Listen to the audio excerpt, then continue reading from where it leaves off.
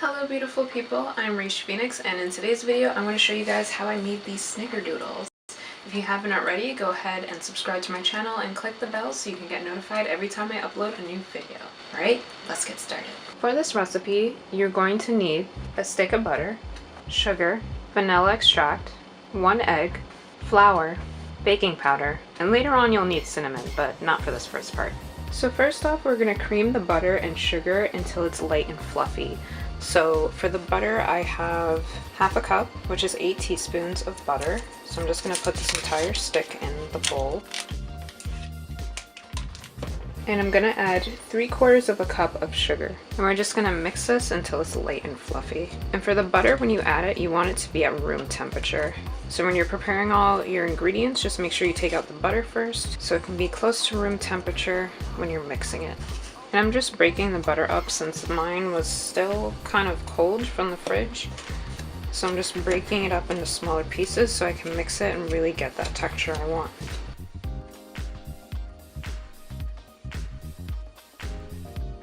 And you want to mix it to the point that the butter and the sugar are no longer separated in the bowl. And it basically just looks like mashed potatoes. Now we're going to add in half a teaspoon of vanilla extract. Just go ahead and mix that in.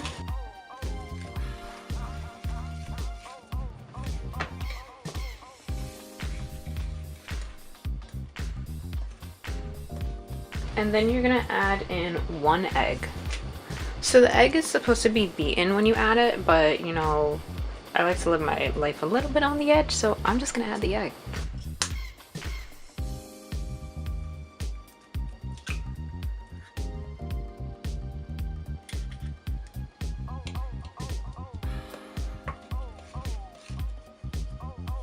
And I'm just going to mix it in until the ingredients are no longer separated.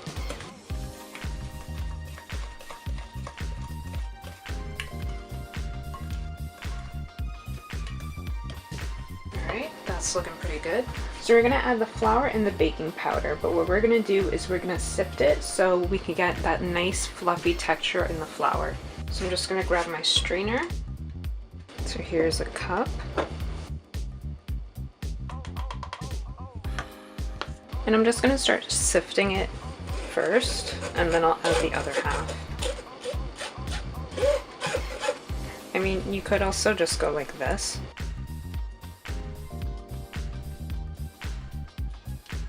And here's the half cup. And we're going to add 2 teaspoons of baking powder.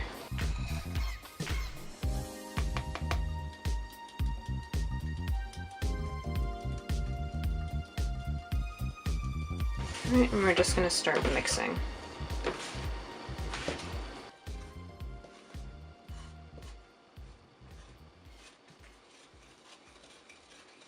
When you're done mixing, the consistency of the mixture should be like this. It may vary depending on what type of butter you use, but you just want to make sure everything is mixed in and you don't see any separations between the dominantly like wet ingredients that you had in the beginning and the flour and the baking powder that's been added.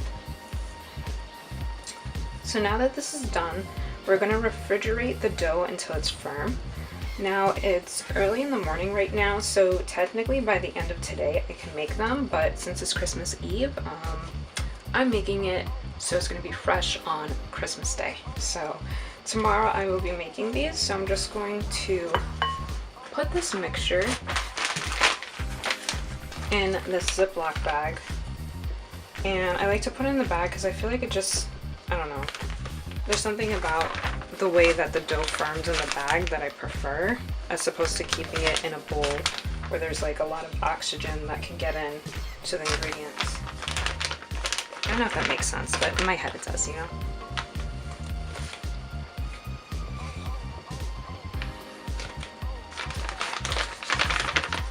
So here's our dough, and I'm going to go ahead and throw this in the fridge. So it is officially Christmas morning, so Merry Christmas and Happy Holidays, beautiful people. So we're going to finish up with our Snickerdoodle cookies, and what we're going to need is cinnamon, sugar, and a non-stick cooking spray. And here's our snickerdoodle dough. It's definitely firm. I did put it in the fridge in an area where it would stay cold, but I don't know, I've never worked with it when it was this firm, so I'm hoping that the longer I keep it out, it'll kind of start to be a little bit more malleable and I can work with it more. Either way, we're gonna start with prepping. First, I'm going to start with spraying off the pan that I'm going to be using to bake the snickerdoodles in. I want to make sure that the surface is ready, so as I'm mixing the dough into the cinnamon and sugar, I can just put it straight onto the pan. So just applying the spray.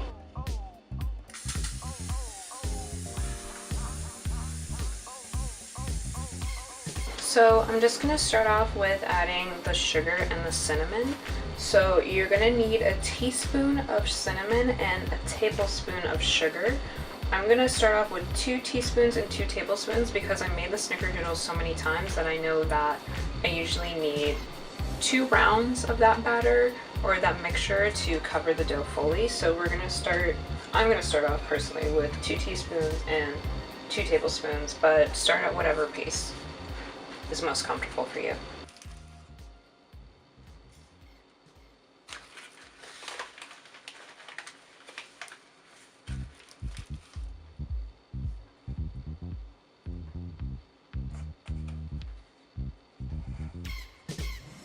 So I'm just going to mix this up in the bowl.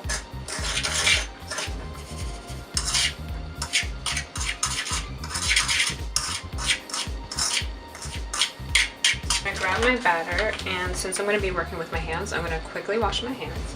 So now that our hands are clean, I'm going to open this bag, and what I like to do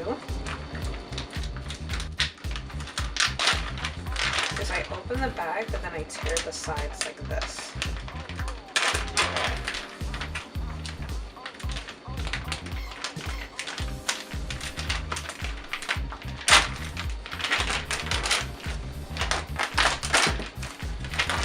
I can scoop away at the dough, add it in here, and then place it on here. So what I do is I just take like this is pretty much like a low-key tablespoon.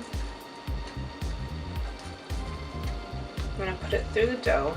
And like I said, my dough is still cold, so it's still pretty firm.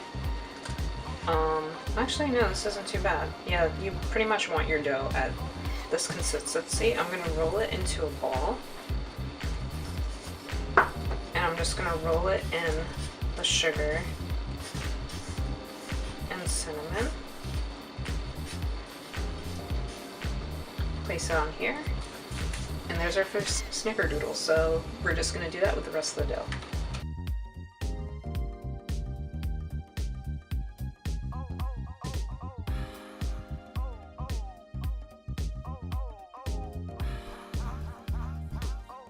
Yeah, so you want your dough to be firm when you take it out of the fridge. I've actually been making these snickerdoodles for so long that usually like when you place the dough at different parts of the fridge, of course it's going to affect how cold it gets. So I haven't made snickerdoodles in a while where I placed it in a part of the fridge where it's actually been this firm. So when you first take your dough out of the fridge, it may feel like it's too tough, but you definitely want to be able to roll it into a ball like this without getting like any of the dough stuck to your hands. It makes it just an easier and cleaner process.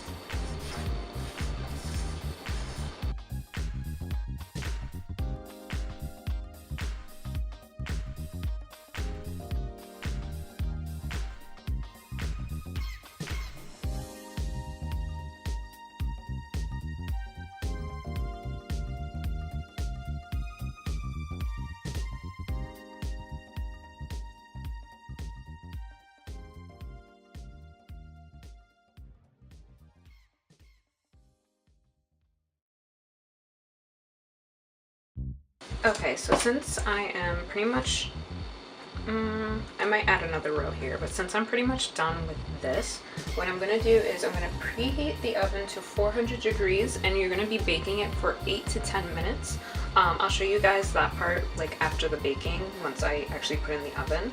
What I'm going to do is I'm going to get another pan and put the rest of this batch on there. I'm going to bake one batch at a time because the height you have these cookies at in the oven is going to affect like how they bake. So I'm going to put this one in first and then the second batch I'll put in after. So I'm just going to preheat the oven now.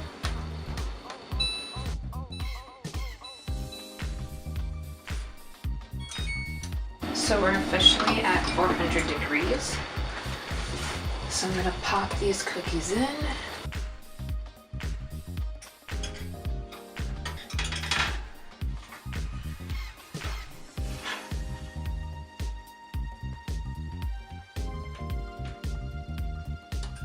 And I'm gonna leave them in for 10 minutes.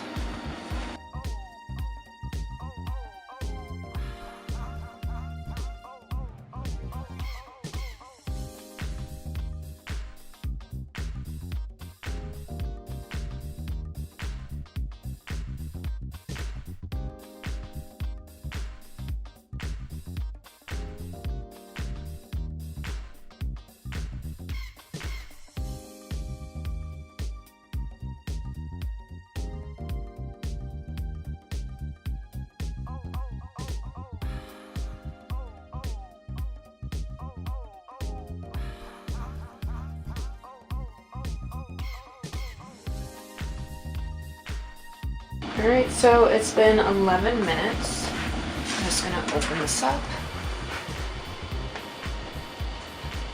And the way I like to test if these are done or not is I look at the biggest cookie in the entire batch. And I'm just gonna take a knife.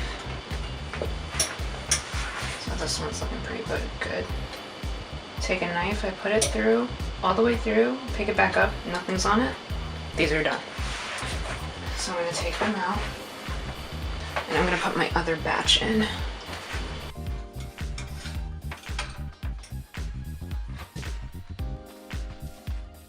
Alright, so here they are. And they're just browned around because of the oil, the cooking spray that I used. Now I am going to let you guys know that on the recipe, so I'm going to type it down in the description box below for you guys. It does say to put them on an ungreased cooking sheet. For me, like sometimes, what I usually do is I use butter, but I wanted to try the cooking spray this time because I wanted to see if it helps with it not sticking. So honestly, it's really just up to you and whatever you prefer. Like see, like these don't stick at all. Not sticking, so that makes it a lot easier for me later on when I want to remove them so they're not crumbling. But yeah, it's really up to you guys in terms of what process you've found with baking that helps you the most without having your food stick to the pan.